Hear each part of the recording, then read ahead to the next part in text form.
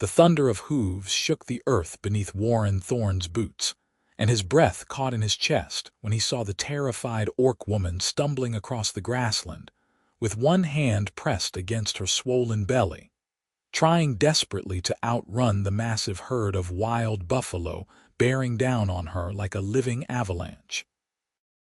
Warren did not think, did not pause to consider the absolute madness of what he was about to do.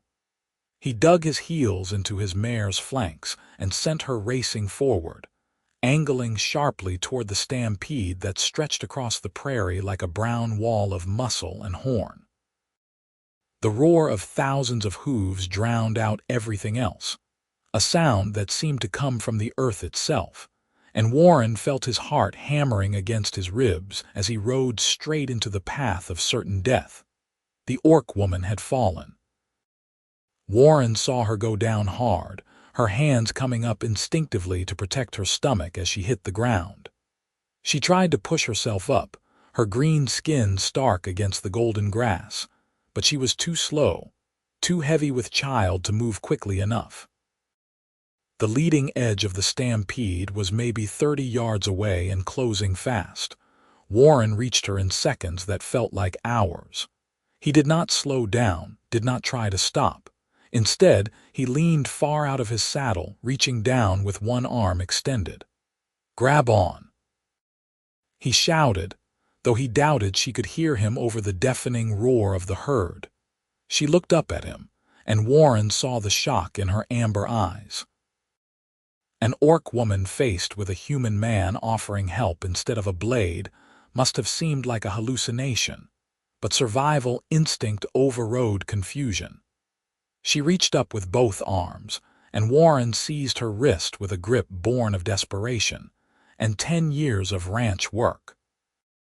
He hauled upward with all his strength, his shoulders screaming in protest as he lifted her bulk.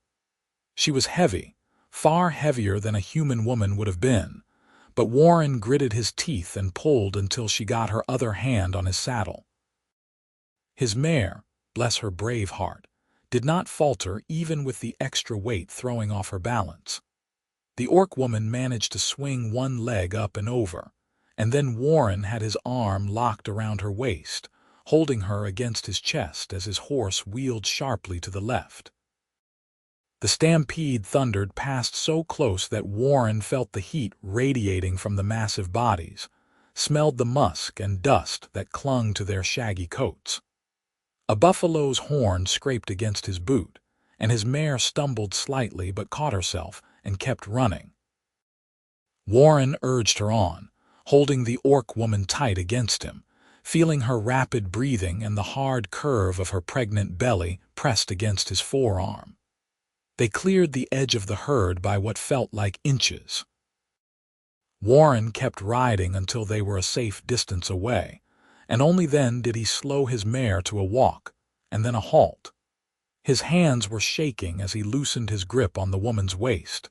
She slid down from the horse immediately, staggering a few steps before catching her balance. Her breathing was ragged, and she pressed both hands against her stomach as if checking that everything was still intact. Warren dismounted more slowly, his legs feeling weak beneath him now that the terror was fading and leaving only exhausted relief in its wake. They stared at each other across a few feet of trampled grass. Warren took in details he had not had time to notice during the rescue. She was tall, nearly his own height, with broad shoulders and muscular arms. Her skin was a deep forest green, darker than the spring grass but lighter than pine needles. Small tusks curved up from her lower jaw, white against her full lips. Her black hair was pulled back in a thick braid that hung to her waist. She wore a simple dress of undyed linen that strained across her pregnant belly, and her feet were bare and dusty. She was beautiful in a way that caught Warren completely off guard. He had seen orcs before, of course, mostly warriors raiding across the border or traders passing through town under heavy guard. But he had never seen one like this, never looked at one and felt his breath catch for reasons that had nothing to do with fear. Are you hurt?" Warren asked, finding his voice at last. "The baby." She shook her head slowly, still staring at him with those striking amber eyes. "I am unharmed. The child still moves." Her voice was deeper than a human woman's, with a slight rasp to it that Warren found oddly pleasant. "You saved our lives." Warren shrugged, suddenly uncomfortable under her intense gaze. "Anybody would have done the same." "No," she said flatly. "They would not have. You are human. I am orc. Your people do not risk their lives for mine." Warren did not have an answer to that because she was right. The frontier town of Clearwater, where he had lived all his 26 years, had strict rules about interaction with orcs. Trading was permitted under controlled circumstances, but friendship was discouraged, and anything more was absolutely forbidden.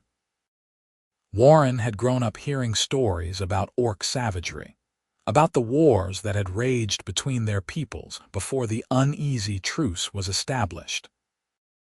But none of those stories had prepared him for the reality of standing here looking at a pregnant woman who had nearly died because he happened to be in the right place at the right time. "What are you doing out here alone?" Warren asked, instead of addressing her observation. "This is dangerous country even without stampedes." Something flickered across her face, an expression Warren could not quite read, pain maybe or shame. "I was cast out," she said after a moment. "From my clan. I have been traveling south looking for somewhere safe to bear my child." Cast out. Warren felt a cold weight settle in his stomach. He knew enough about orc culture to understand what that meant. Orcs lived in tight-knit clans, and exile was a punishment reserved for the most serious offenses. But looking at this woman, heavily pregnant and alone, Warren could not imagine what crime she might have committed to deserve such a fate. "Cast out for what?" he asked before he could stop himself. Her jaw tightened, and she looked away from him toward the horizon where the stampede was disappearing into the distance. "The father of my child was human," she said, her voice carefully neutral. "My clan does not permit such unions. When I refused to end the pregnancy, they gave me 3 days' supplies and told me not to return." Warren felt anger flare hot in his chest, though he was not entirely sure who he was angry at. The orc clan that had abandoned a pregnant woman. The human man who had gotten her with child and presumably left her to face the consequences alone. The whole damn world that made loving across species lines a crime punishable by exile. "Where is he?" Warren asked. "The father. Dead." The single word fell like a stone. "Killed by his own people when they discovered what we were to each other. They burned his farm and everything in it. I barely escaped with my life." Warren closed his eyes briefly, the anger settling into something heavier and sadder. "I am sorry," he said, and meant it. She looked at him again, and this time there was something softer in her expression, some of the wariness fading. "You are a strange human, Warren Thorne. How do you know my name? You shouted it when you grabbed me. Hold on, damn it, hold on." And then several things I do not think were actual words. Despite everything, Warren felt his mouth twitch toward a smile. "Yeah, I do that when I am scared out of my mind. Sorry about the language. I have heard worse." She touched her stomach again in that protective gesture that seemed unconscious. "I am called Kessa." "Kessa," Warren repeated, tasting the unfamiliar syllables. "That is a good name. It means strong root in my language. My mother hoped I would be steady and unshakable." Her expression turned wry. "I think I have disappointed her in that regard." Warren glanced at the sun, which was starting its descent toward the western horizon. He thought about Kessa alone out here at night, pregnant and exhausted, with no shelter and no protection. He thought about riding back to Clearwater and his small farm and leaving her to whatever fate awaited her. He could not do it. "My place is about 2 hours' ride south of here." Warren heard himself say, the words coming out before he had fully thought them through. It is not much, just a small farmstead, but it has walls and a roof and a bed. You could rest there tonight. Get your strength back before you keep traveling. Kessa stared at him as if he had just offered her the moon. You would take me to your home, an orc. A pregnant woman who almost got trampled by buffalo, Warren corrected. I cannot just leave you out here. Your people would not approve. My people do not live on my land or eat my food or sleep in my house, Warren said, surprising himself with the sharpness in his voice. I am not asking you to marry me, Kessa. I am offering you a safe place to sleep for a night or two. That is all. She studied him for a long moment, and Warren had the uncomfortable sensation of being weighed and measured. Finally, she nodded. I accept. Thank you. Warren walked over to his mare and checked the saddle. The horse had calmed down from the terror of the stampede, but he could feel her trembling slightly beneath his hands. Good girl, he murmured, stroking her neck. You did so well, so brave. Getting Kessa back on the horse was more difficult than the emergency mounting had been. She was clearly exhausted, and her pregnancy made her movements awkward. Warren ended up having to all but lift her into the saddle, trying very hard not to think about how warm her skin felt beneath his hands, or how close his face came to her body in the process. He swung up behind her, reaching around to take the reins. It put them in very close proximity, Kessa's back pressed against his chest, and Warren tried to ignore the way his body responded to the contact. Now was absolutely not the time for those kinds of thoughts. They rode south in silence for a while.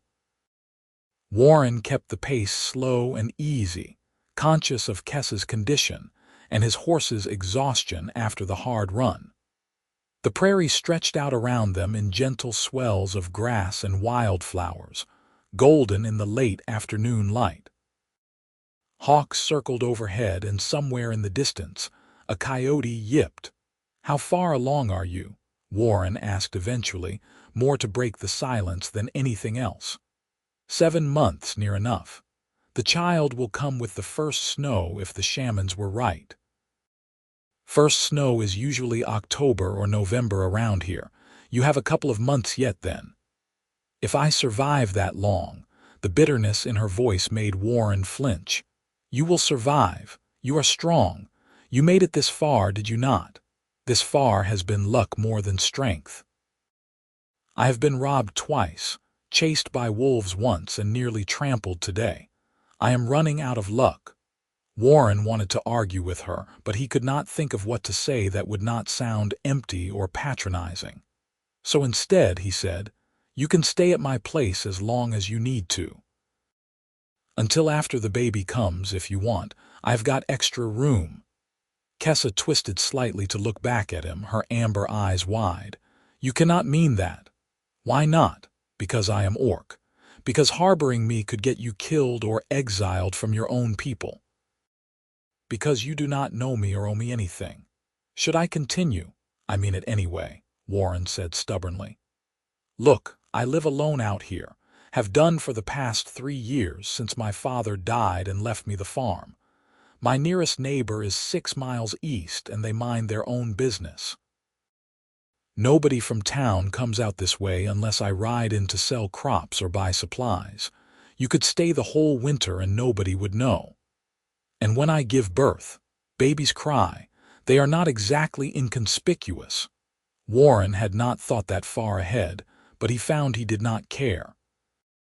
We will figure it out, one problem at a time, right? First, let us get you somewhere safe. The rest we can deal with later. Kessa turned back around, but Warren felt some of the tension leave her shoulders. You are either the kindest man I have ever met or the greatest fool. Probably both, Warren admitted. The sun was touching the horizon when Warren's farm came into view. It was not much to look at, just a small log cabin with a stone chimney, a barn that badly needed new shingles, a chicken coop, and a few fenced pastures where his 3 milk cows grazed. but it was home, and Warren felt the familiar comfort of seeing it settle over him as they approached. He helped Kessa down from the horse, and then led his mare to the barn. Kessa followed slowly, looking around at everything with cautious curiosity. Warren unsaddled the horse, rubbed her down, and made sure she had fresh water and feed. By the time he finished, full dark had fallen and the first stars were appearing overhead. "Come on," Warren said to Kessa, who was leaning against the barn door frame looking utterly exhausted. "Let us get you inside." The cabin was small, just 2 rooms plus a loft where Warren slept. The main room served as kitchen, dining area, and living space, with a fireplace taking up most of one wall. The second room had been his parents' bedroom before his mother died in childbirth, when Warren was 12, and his father drank himself to death 3 years ago. Warren had not touched it since, leaving it as a sort of shrine to memories he was not quite ready to let go of. He lit a few lanterns and stirred up the fire, adding fresh wood until flames crackled cheerfully in the hearth. Kessa stood in the middle of the room, looking around with an expression Warren could not read.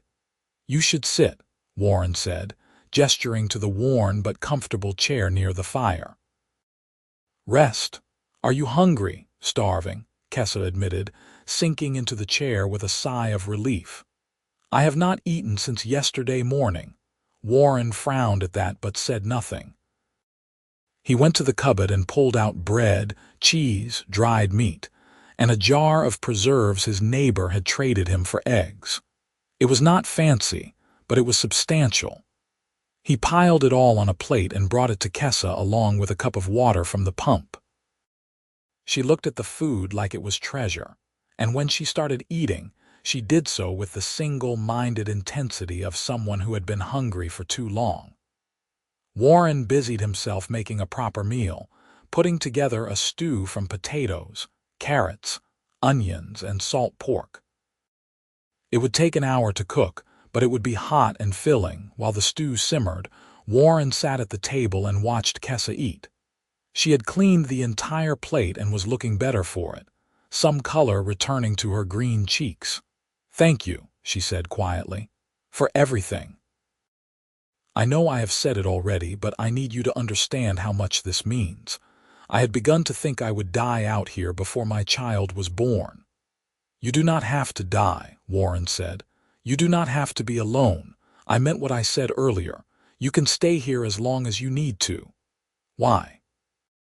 The question came out sharp, almost challenging. "Why would you do this for me? You do not know me. My people and yours are barely at peace, and you are risking your own safety and reputation by sheltering me. So why?" Warren was quiet for a moment, trying to find the right words. "My mother died giving birth to what would have been my baby sister," he said finally. "I was 12. My father fell apart after that, started drinking, stopped caring about anything including me. I watched him waste away for years until his liver finally gave out. I know what it is like to feel alone and unwanted. I would not wish that on anybody, orc or human." Kessa's expression softened. "I am sorry for your loss. It was a long time ago, but it taught me that we are all just people trying to survive and find some measure of happiness in a hard world. The color of your skin or the shape of your teeth does not change that. Most humans would disagree with you. Most humans are idiots." That startled a laugh out of Kessa, a short bark of genuine amusement that transformed her whole face. Warren grinned in response, pleased that he had managed to lighten her mood even slightly. They ate the stew together when it was ready, sitting at Warren's small table while the fire crackled, and the night sounds of the prairie filtered through the walls. Kessa told him a little about her journey, the hardships she had endured since leaving her clan. Warren told her about the farm, about the struggles of keeping it running alone, about his hopes to expand the crops next year if he could save up enough money for more seed. It was strange how easy it was to talk to her. Warren had spent the past 3 years mostly alone, except for the occasional trip to town or conversation with his distant neighbors. He had gotten used to silence, to having only his own thoughts for company. But talking to Kessa felt natural, like something he had been missing without realizing it. When the meal was finished and the dishes cleaned, Warren showed Kessa to the bedroom. He had changed the sheets earlier in the summer during a fit of cleaning, so at least the bed was fresh even if the room smelled slightly musty from disuse. "You should sleep as long as you need," Warren said from the doorway. "I will be up in the loft if you need anything. Just call out." Kessa looked at the bed with something like reverence. "I have not slept in a real bed in 2 months. I had almost forgotten what they were like." "Well, now you can remember. Good night, Kessa." "Good night, Warren, and thank you, again." Warren climbed up to his loft and stretched out on his own narrow bed, but sleep did not come easily. He kept thinking about Kessa downstairs, about everything she had been through, about the choice he had made to bring her here. He knew it was dangerous, knew that if anyone from town found out he was harboring an orc, there would be consequences. But when he closed his eyes, all he could see was the moment when she had looked up at him from the ground with the Stampede bearing down on her. He could not have left her to die then, and he could not turn her out now. Whatever came next, they would face it together. Warren woke to the smell of cooking food and the sound of someone moving around downstairs. For a disoriented moment, he could not figure out what was happening.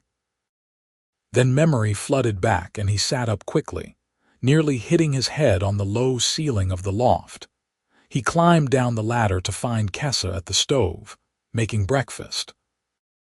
She had found eggs, bread, and what was left of the salt pork, and she was cooking them with the practiced ease of someone who knew her way around a kitchen. "Good morning," Warren said, trying not to stare. In the morning light streaming through the windows, Kessa looked even more striking than she had the night before.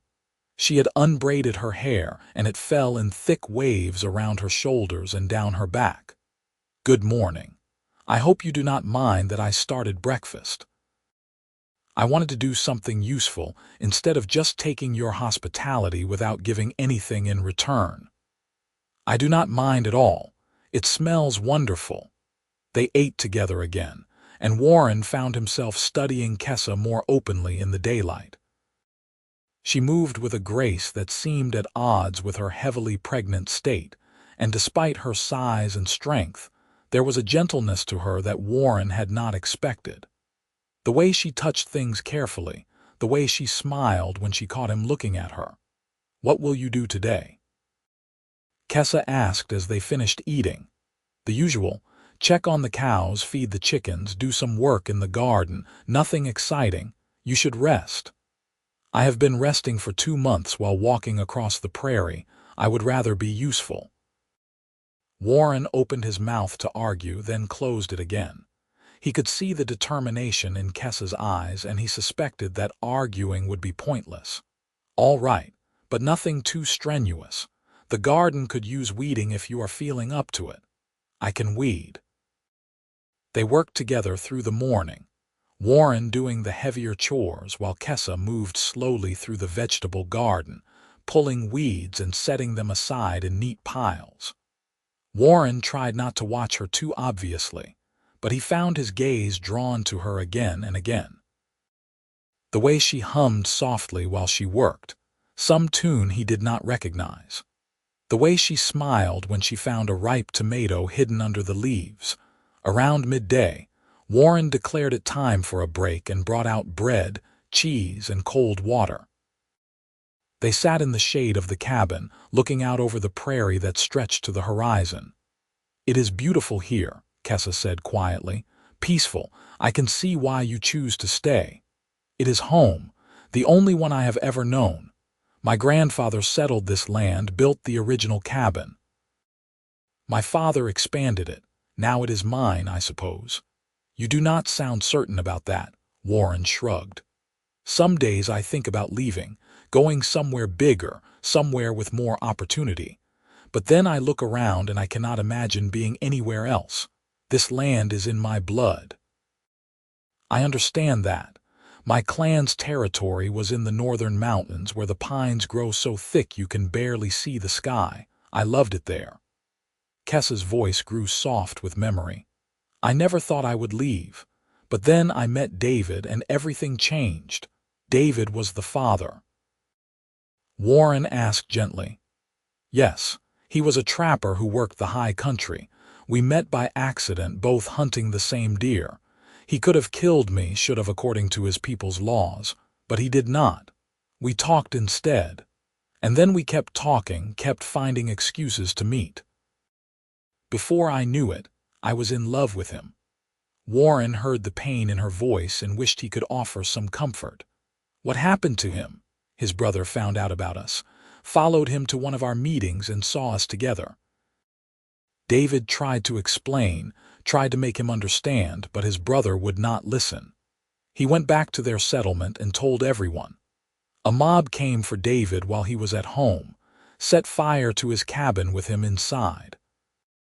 I watched it burn from the trees, too far away to help and too pregnant to fight. Afterward I ran. There was nothing else I could do. Warren felt sick. I am so sorry, Kessa. Nobody should have to go through that. It is the world we live in.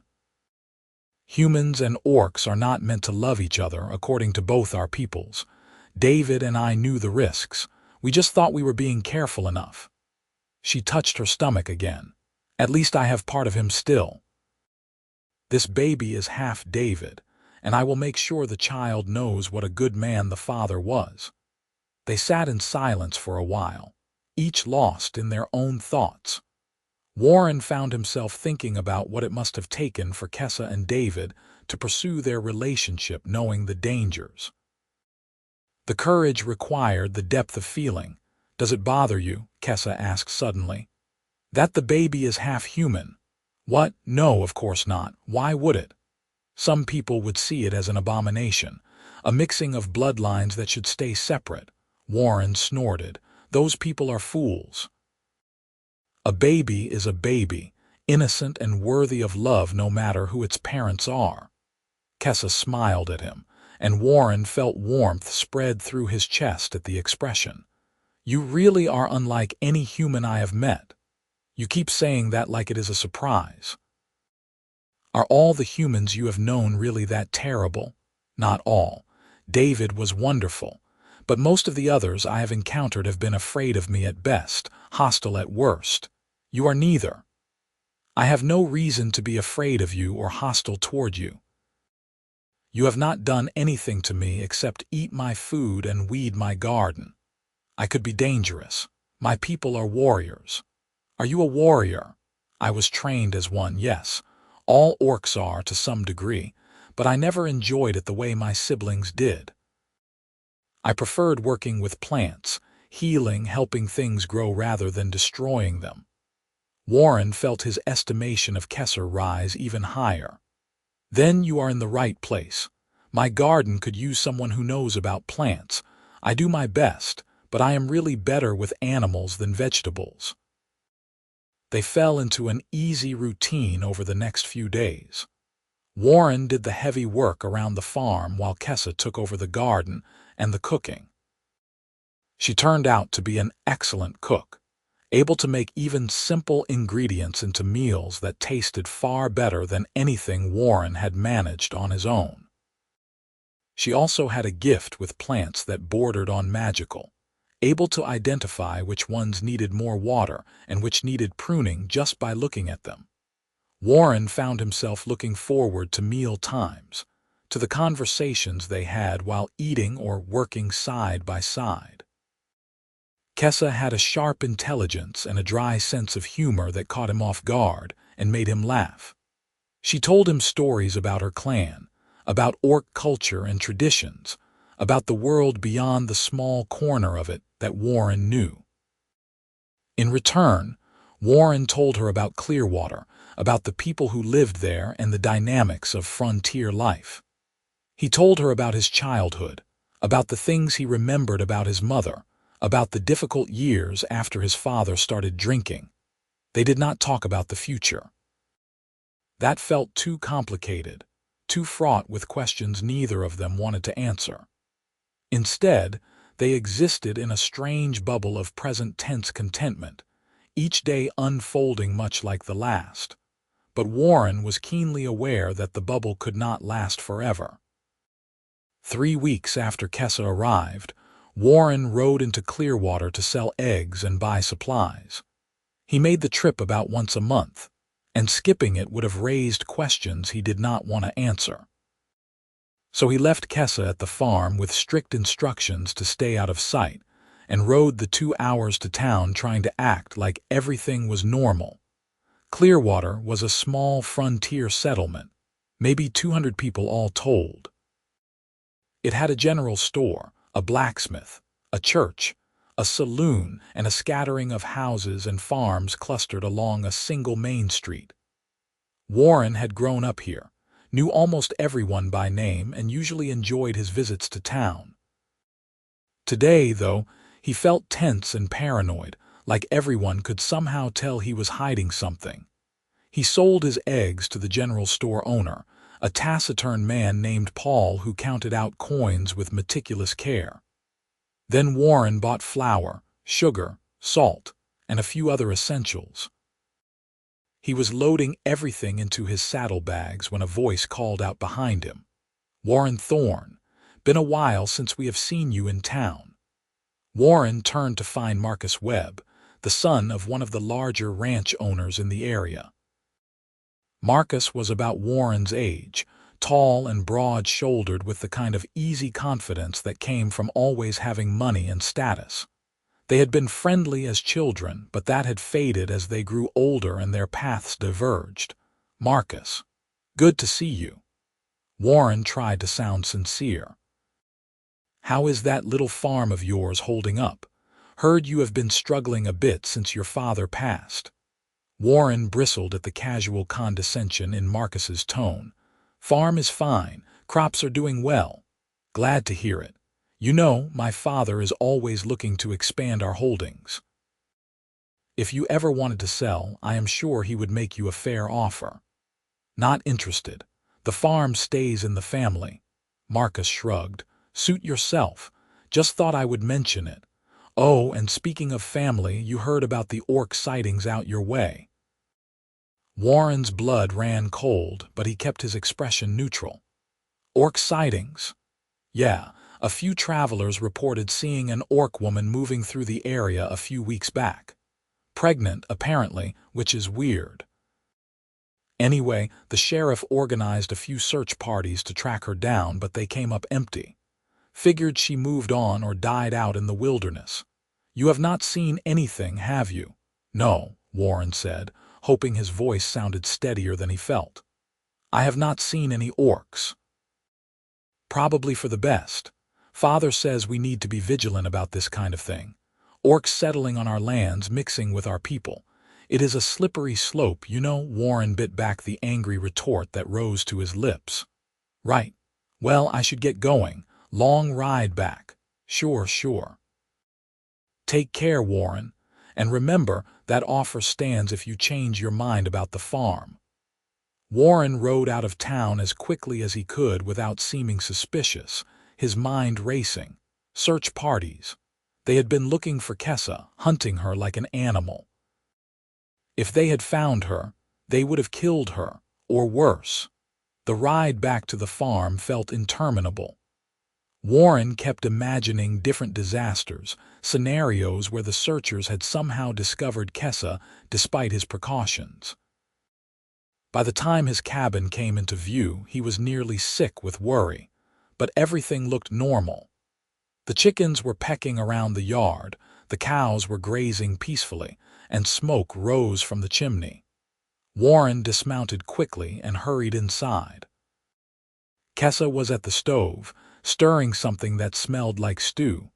She looked up when he entered and smiled, but the smile faded when she saw his expression. "What is wrong?" Warren told her everything Marcus had said. By the time he finished, Kessa's face had gone very still, her amber eyes dark with some emotion Warren could not name. "They were hunting me," she said quietly. "Of course they were. I was foolish to think I could just disappear. You are safe here. They did not find you and they will not." Marcus said the search parties gave up. This time. But what about next time someone reports seeing me? What about when the baby comes and there are more signs that someone is living here with you? Warren, I am putting you in danger just by being here. I do not care about the danger. You should, Kessa's voice rose sharply. They could kill you for harboring me, burn your farm like they burned David's. I have already lost one man I cared about to this kind of hatred. I cannot lose another. The words hung in the air between them, heavy with implication. Warren stared at Kessa, his heart pounding. You care about me. Kessa looked away, her jaw tight. Of course I care about you. You saved my life. You have given me shelter and food and kindness when the rest of the world wanted me dead. How could I not care about you, Kessa?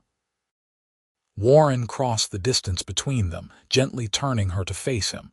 I care about you too, more than I probably should given that we have only known each other a few weeks, but I do. And I am not going to let fear drive you away. This is not about fear, it is about reality. We cannot keep doing this, pretending that we are safe here. Eventually, something will go wrong. Then we will deal with it when it does. Together. Kessa searched his face, and Warren saw the moment she wavered, the moment her determination cracked just slightly. You are too good, Warren Thorne. Too good for this world and definitely too good for me. Let me be the judge of that. They stood close together, so close Warren could see the flecks of gold in Kessa's amber eyes. His gaze dropped to her lips, to the small tusks that curved up from her lower jaw. He wondered what it would be like to kiss her, whether her tusks would be an obstacle or just an interesting difference. Kessa must have seen something in his expression because her breath caught. Warren. Is this all right? Warren asked, lifting one hand to cup her cheek. Tell me if it is not. It is all right, Kessa whispered. More than all right. Warren leaned in slowly, giving her time to pull away if she wanted, but she did not pull away. Instead, she tilted her head up, meeting him halfway. The kiss was soft and tentative at first, just a gentle press of lips. Kessa's tusks did create an interesting angle, but Warren found he did not mind at all. The kiss deepened, became more sure, and Warren wrapped his arm around Kessa's waist, pulling her closer despite the swell of her pregnant belly between them. When they finally broke apart, both breathing hard, Warren rested his forehead against Kessa's. I am in love with you, he said, the words coming out before he could stop them. I know it is fast and probably crazy, but it is true. I love you. Kessa's eyes were bright with tears. I love you too. I tried to protect myself, but I cannot help it. You are everything David was and more. You are brave and kind, and you see me as a person instead of a monster. How could I not love you? They kissed again, longer this time, and when they finally pulled apart, Warren felt like his whole world had shifted on its axis. Everything was different now, brighter and more dangerous and more precious all at once. We will make this work, Warren said firmly. I do not know how yet, but we will figure it out. You and me and the baby. We are a family now, Kessa nodded, tears spilling down her green cheeks. A family. I like the sound of that. The weeks that followed were some of the happiest of Warren's life. He and Kessa settled into their relationship with the same easy comfort they had found in friendship. They worked together during the day, talked and laughed over meals, and spent the evenings sitting by the fire or walking through the prairie in the long twilight. Warren learned Kessa's body, the differences and similarities between orc and human anatomy. Her skin was tougher than his, more resistant to scrapes and cuts. Her strength was greater, even pregnant, but she was still soft in places, still responded to his touch with gasps and sighs that made his heart race. They made love carefully, mindful of the baby. Kessa taught Warren what felt good for her, and Warren learned quickly, eager to bring her pleasure. Afterward, they would lie tangled together in Warren's narrow bed, talking about everything and nothing until sleep claimed them. But even in the midst of happiness, reality lurked at the edges. Warren knew they could not hide forever. Eventually, someone would discover them. The question was not if but when and how bad the consequences would be. The answer came in early October, on a cool morning when the first hints of autumn color were touching the prairie grass. Warren was in the barn, milking the cows, when he heard the sound of multiple horses approaching. His stomach dropped. Visitors were rare out here, and multiple visitors were almost never good news. He stepped out of the barn to see 5 men on horseback riding up to his cabin. He recognized them all: Marcus Webb and his father, the sheriff, and 2 of the deputies. They looked grim and determined, and Warren felt ice settle in his veins. "Warren Thorne," the sheriff called out, "we need to talk to you." Warren walked forward slowly, trying to look calm despite the panic screaming through his mind. "Sheriff, what can I do for you? We have had reports of smoke from your chimney at odd hours, more smoke than one man would need.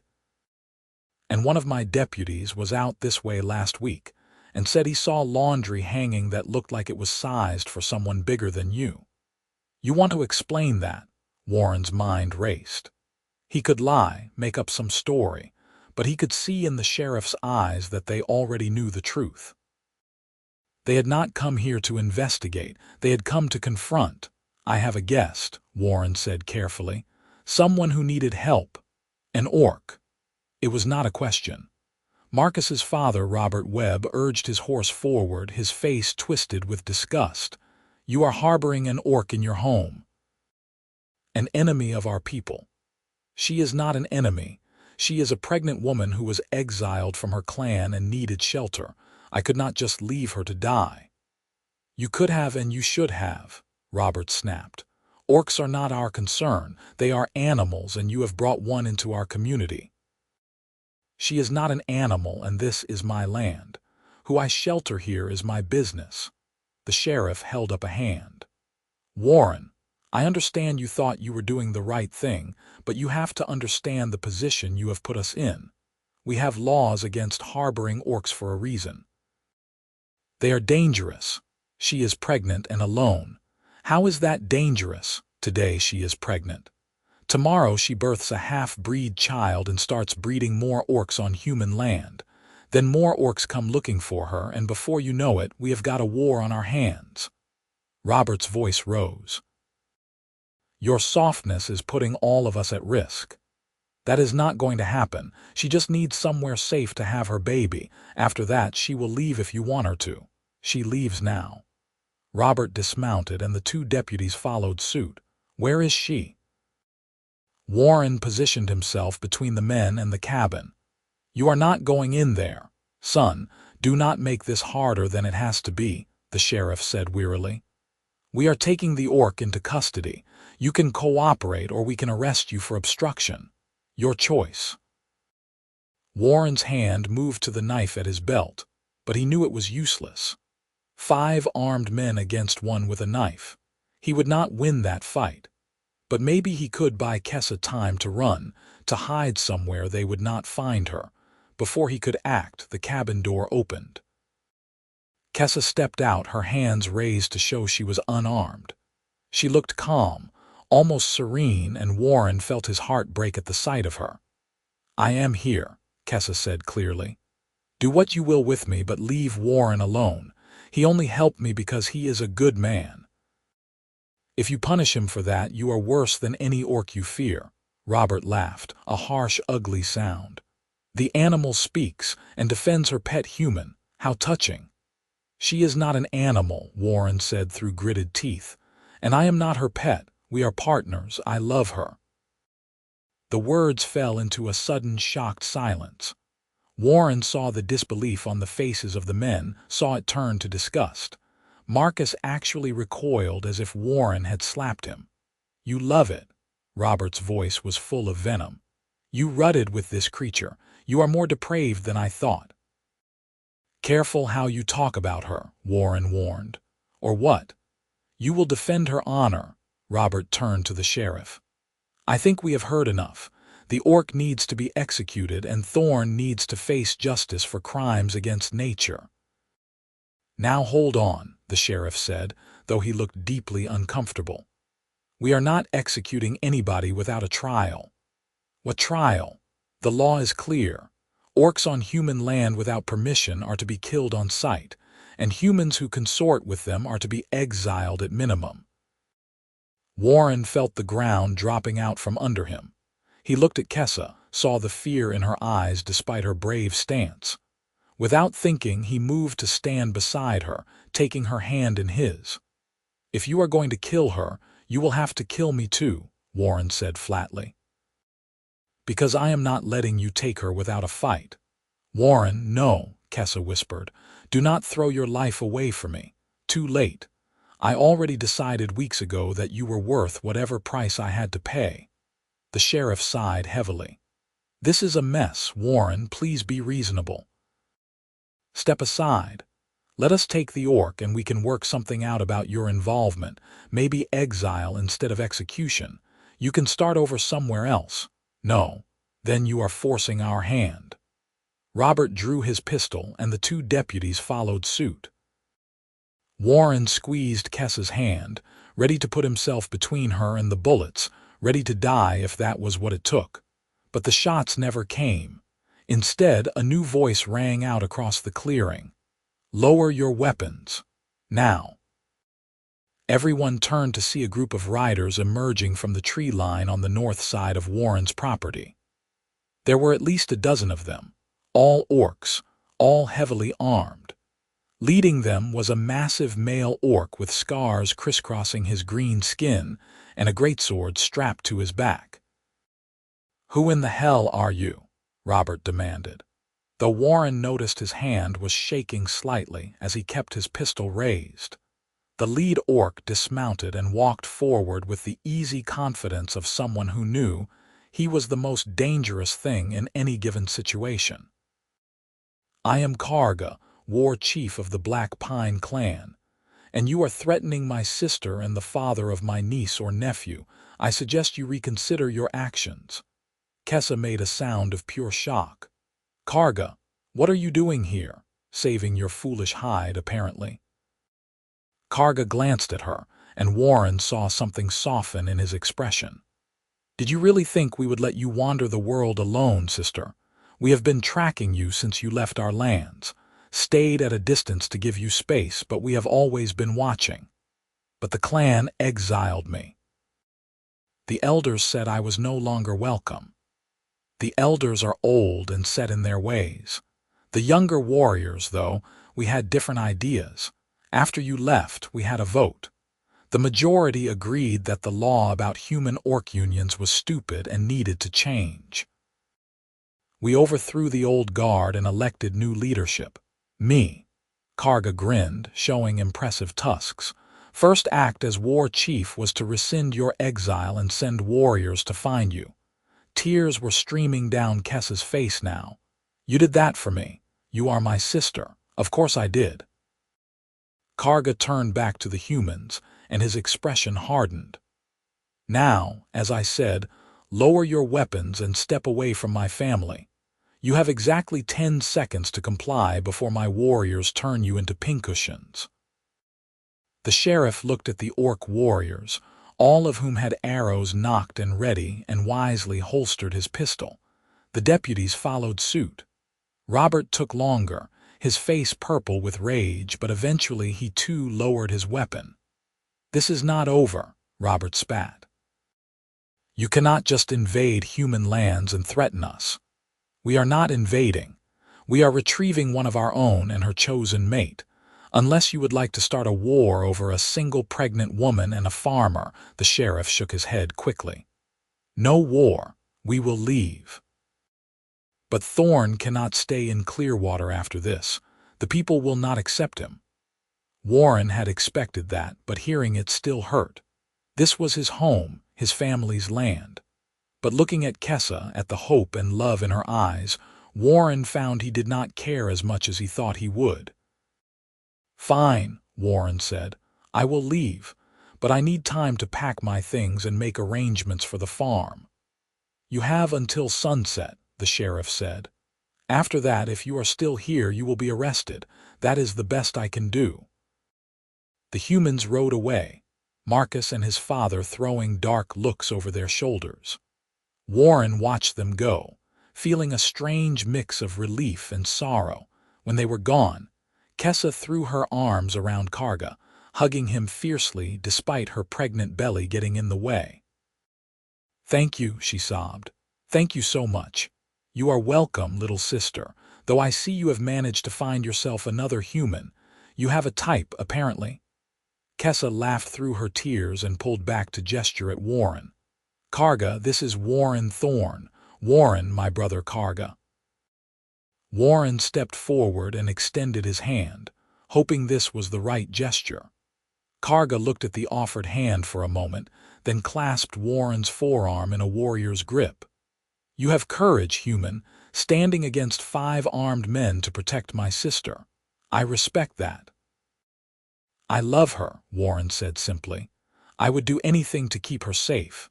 "Good. Because you are about to leave everything you know and come live among orcs, that will require even more courage." Karga released Warren's arm and looked around at the farm. "This is a nice place. You did well here." "It was my family's land, but I suppose it belongs to someone else now. Or it could belong to both our peoples." Karga's expression turned thoughtful. "What if we made this place a symbol of peace? A place where humans and orcs could meet and trade without fear. Your farm sits right between Clearwater and our new territory. It could be neutral ground."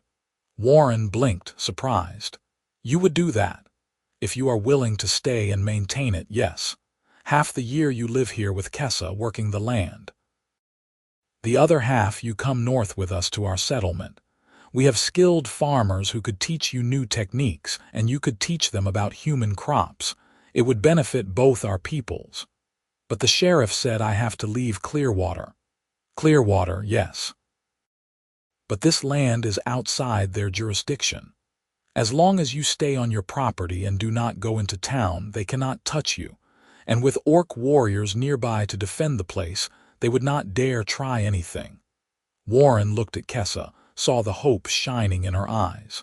"What do you think?" "I think it sounds perfect," Kessa said.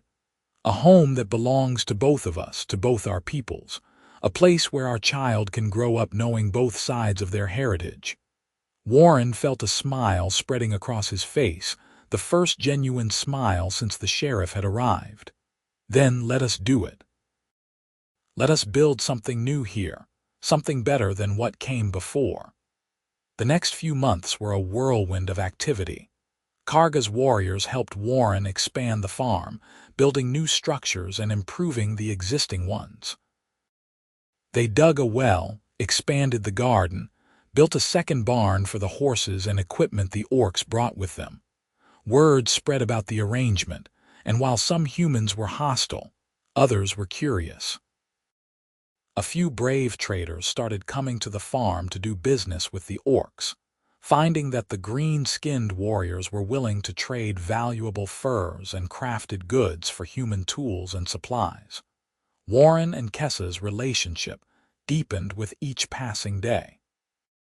Warren learned more about orc culture, about their traditions and beliefs. Kessa learned about human ways, about the subtle differences in how their peoples approached everything from food to family. And through it all, Kessa's pregnancy progressed. Her belly grew larger, and Warren found himself increasingly protective of her, fussing over her in ways that made her laugh and roll her eyes, but also made her smile. The baby came on a cold November night when the first real snow of the season was falling. Kessa's labor was long and difficult. and Warren held her hand through all of it, ignoring the way her grip nearly crushed his bones. Karga had brought an orc midwife, an old woman named Grisha who had delivered hundreds of babies, both full orc and half-blood. When the baby finally arrived, slipping into the world with a lusty cry, Warren felt tears streaming down his face. The midwife cleaned the infant and wrapped it in soft cloth before placing the bundle in Kessa's arms. "A girl," Grisha announced, "healthy and strong." Kessa looked down at her daughter with an expression of pure love, and Warren leaned in to see the tiny face peeking out from the blankets. The baby had green skin like her mother but lighter, more olive than forest green. Her ears were slightly pointed but not as much as a full orc's. And when she yawned, Warren could see the tiniest nubs where tusks would eventually grow. "She is perfect," Warren whispered. "She is ours," Kessa said, looking up at him with shining eyes. "What should we name her?" They had discussed names before, trying to find something that would honor both human and orc traditions. Now, looking at his daughter, Warren knew exactly what felt right. "Hope," he said. "We should name her Hope, because that is what she represents, hope for a better future." Kessa smiled. "Hope, I love it. Hope Thorne." "Hope Thorne," Warren repeated, trying out the sound of it. Then he leaned down and kissed first the baby's forehead, then Kessa's lips. "My family, my whole world." Over the next year, the farm that Warren and Kessa called home became exactly what Karga had envisioned. A neutral ground where humans and orcs could interact peacefully. Traders from both sides came regularly, and gradually, the two groups began to lose some of their mutual suspicion. Warren and Kessa split their time between the farm and the orc settlement to the north, and hope grew strong and healthy in both places.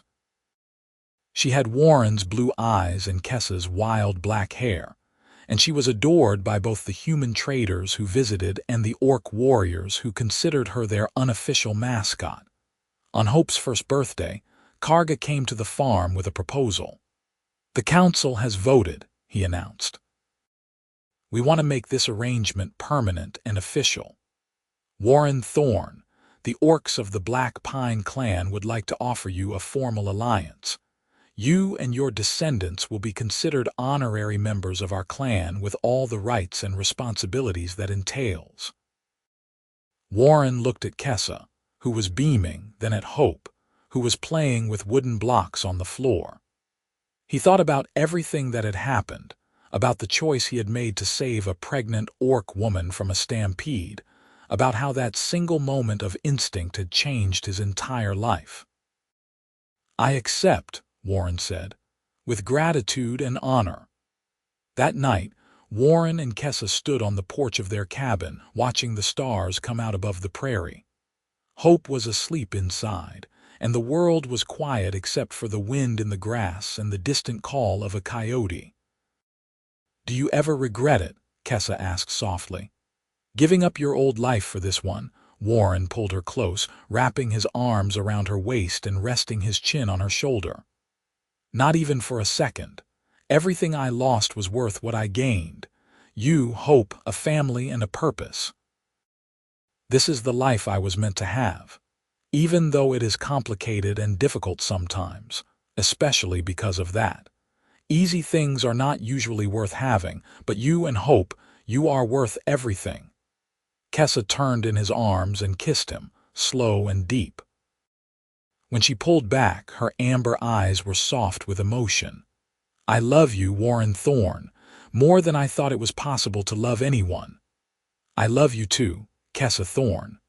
They stood together in the darkness, two people from different worlds who had found each other against all odds. Behind them, their daughter slept peacefully, a living symbol of hope and the promise that love could bridge even the widest divides. The stampede had turned toward a pregnant orc woman, and Warren had spun his horse into the herd without thinking.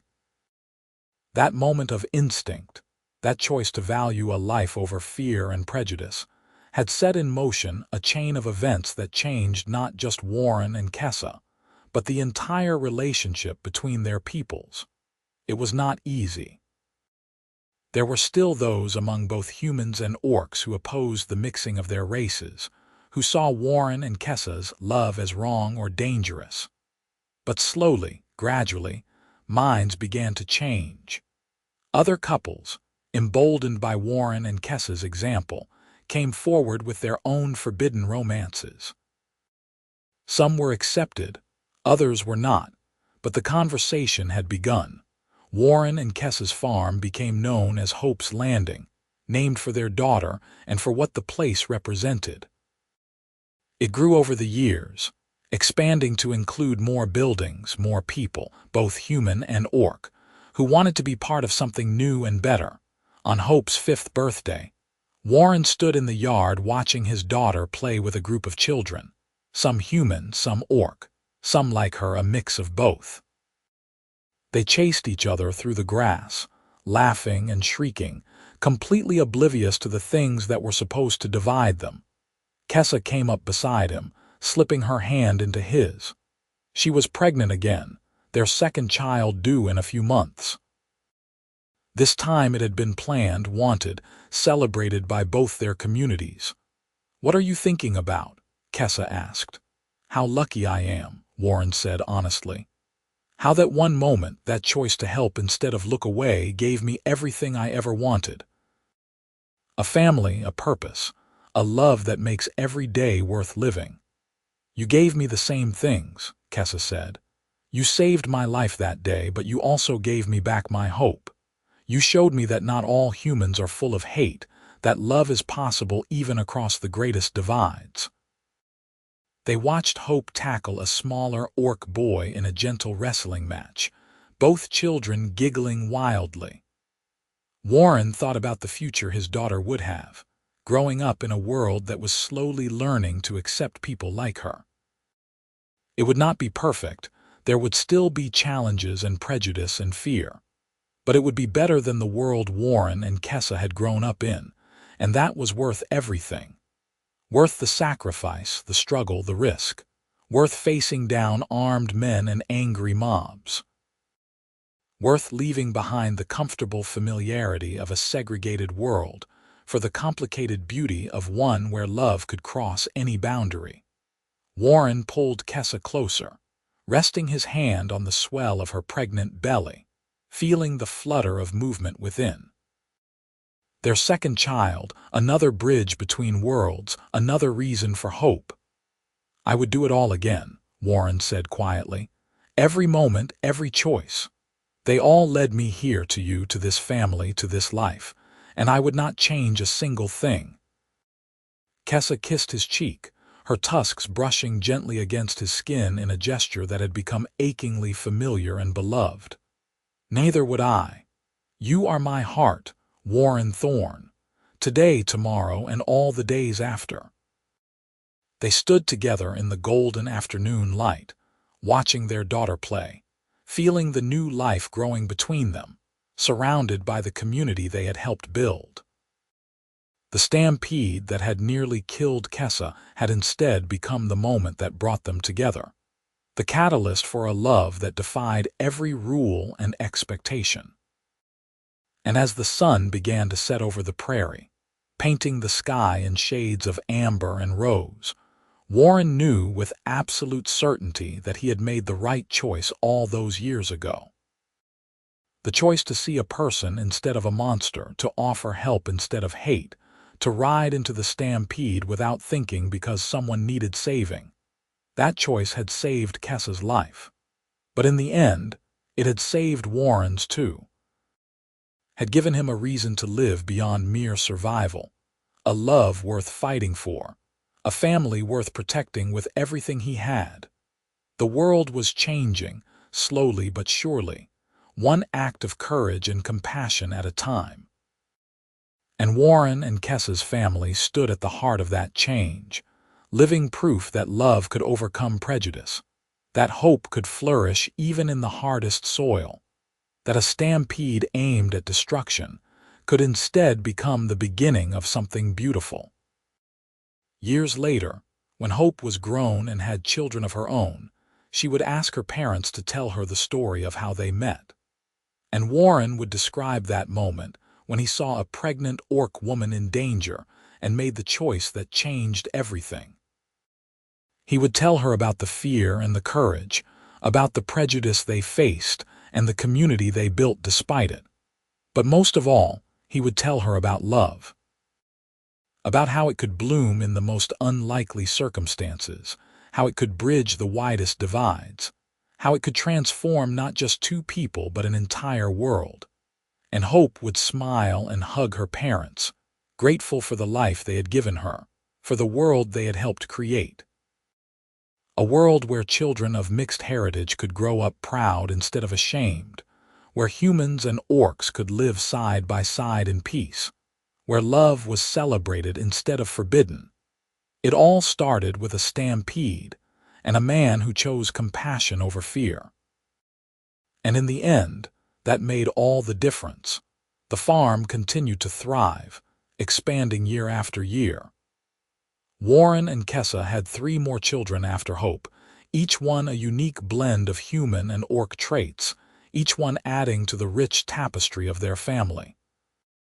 The children grew up bilingual, speaking both the common tongue of humans and the Gorkash language of orcs. They learned both human farming techniques and orc wilderness survival skills. They were citizens of 2 worlds, belonging fully to both. Other mixed couples came to Hope's Landing seeking the acceptance they could not find elsewhere.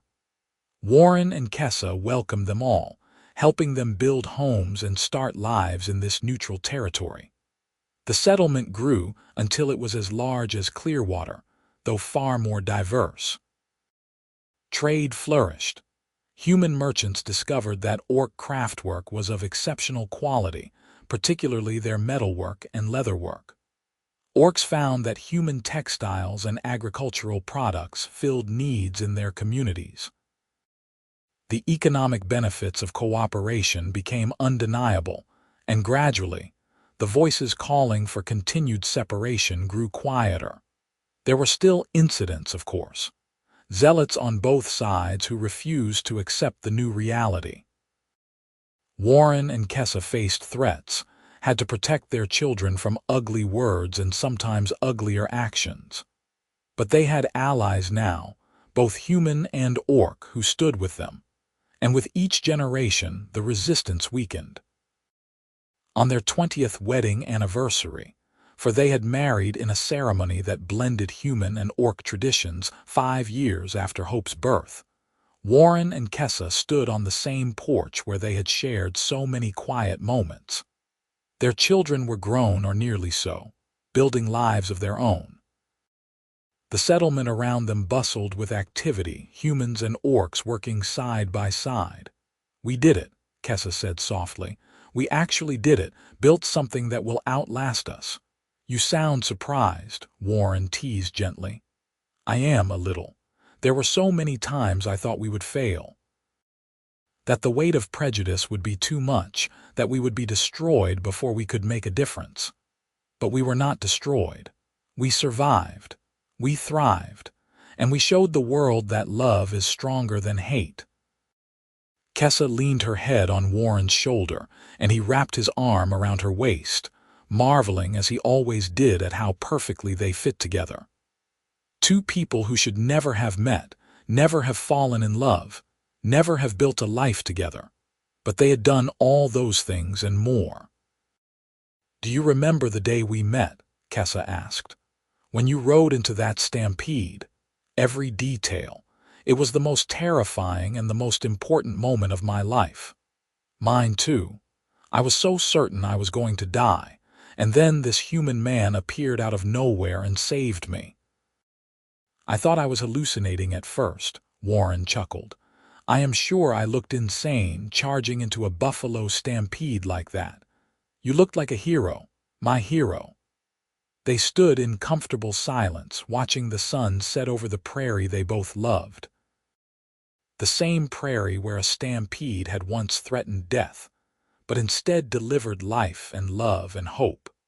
Warren thought about the young man he had been 20 years ago, alone and lonely on a struggling farm, going through the motions of living without really feeling alive. That man was gone, transformed by love into someone stronger, happier, more complete. "Thank you," Warren said quietly. "For what?" "For loving me. For staying even when it was hard. For building this life with me. For giving me a reason to be brave." Kessa turned to face him fully, her amber eyes bright in the fading light. "You were always brave, Warren. You just needed a reason to show it, and I should be thanking you. You gave me back my life when I had lost everything.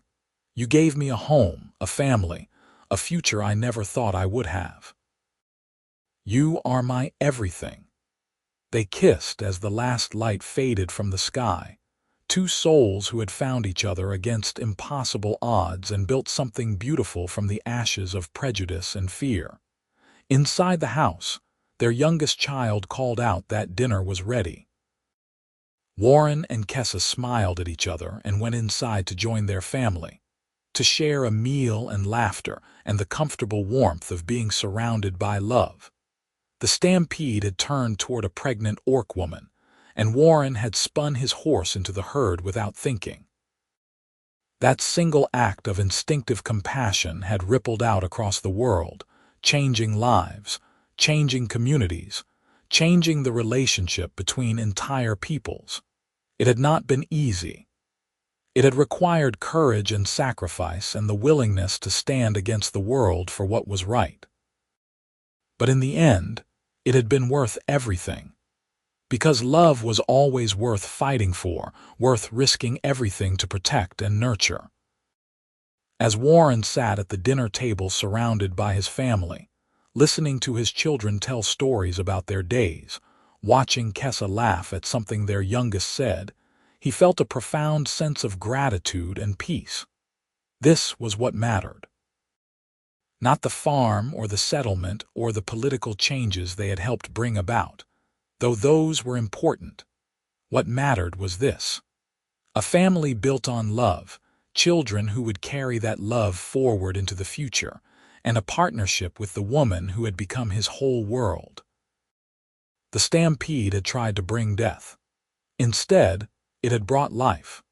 And that life, in all its complicated, beautiful, challenging glory, was the greatest gift Warren had ever received.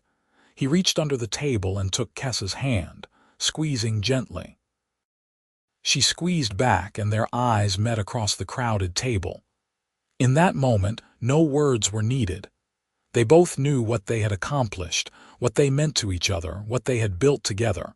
It was enough. It was everything. And it would endure long after they were gone, a testament to the truth that love could overcome any obstacle, bridge any divide, transform any wilderness into a home.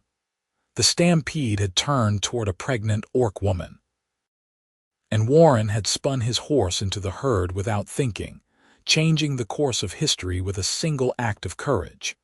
That was how love worked. That was how the world changed. One brave choice at a time, one act of compassion at a time, one person deciding that love mattered more than fear. And in the end, love always won. Always.